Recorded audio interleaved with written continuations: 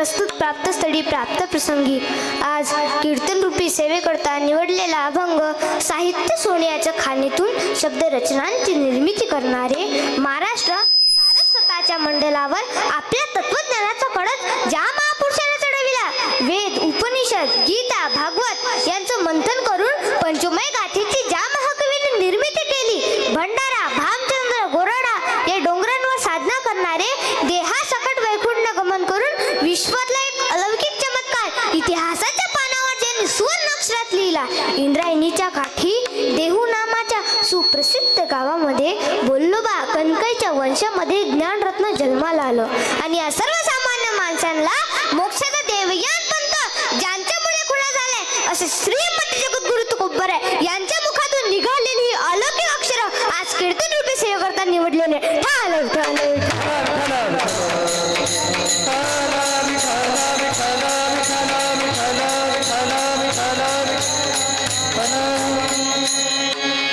आपल्या हिता जोसे जागता धन्य माता पिता तयाचिया.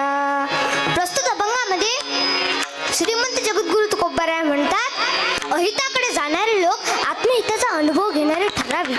यासाठी अतोनात प्रयत्न केल्यानंतर त्या प्रयत्नांना आलेले यश पाहून श्रीमंत जगद्गुरु तुकोबराय यांचं भरून आलेलं मन तोंड भरून कौतुकाला तयार होतं. ते कौतुक म्हणजे आजचा अभंग होय. ठाल विठ्ठल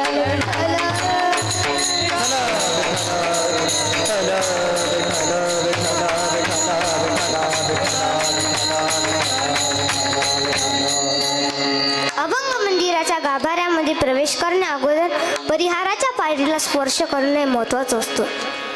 आज श्री क्षेत्र बेंबळा येथे नवरात्री उत्सवाच्या निमित्तानं हे कीर्तन रूपी सेवा आयोजित केलेली आहे आणि ही कीर्तन रूपी सेवा माझ्या वाटेला आली आहे. हे माझं परम भाग्य आहे आणि या प्रसंगी आज उपस्थित सर्व भाविक भक्त, श्रद्धा स्वरूपिणी माता भगिनी, माझे बाल गोपाल आणि मला सत्संगत करणारा माझा गुरुजन वर्ग, आपणा सर्वांचे चरणी नतमस्तक होऊन माझ्या कीर्तनाला आरंभ करते.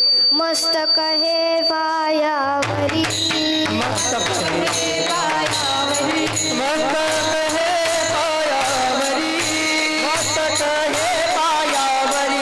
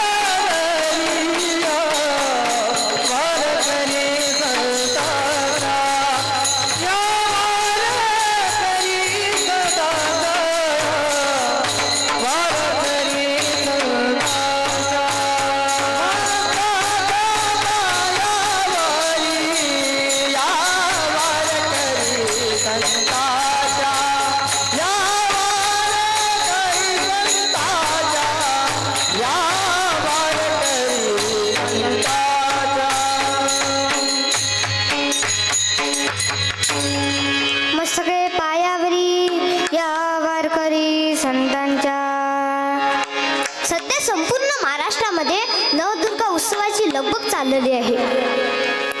दुर्गा उत्सव हा आपल्या भारतीय उत्सवातील एक प्रमुख उत्सव.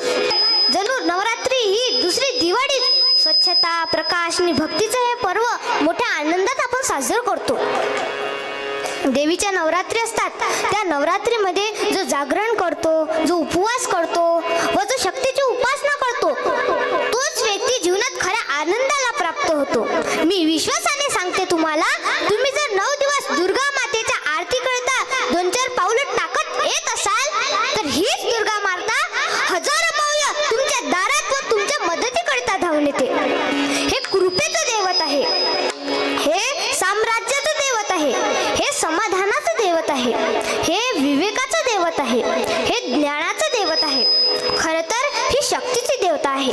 या महाराष्ट्रामध्ये कीर्तन असो की तमाशा असो, दुर्गा मातेचं नाव घेतल्याशिवाय, सरस्वती मातेचं नाव घेतल्याशिवाय इथला कलाकार आपल्या कलेला सुरुवात करत नाही. चला मग आपण दुर्गा मातेचं भजन करूया. माता राणी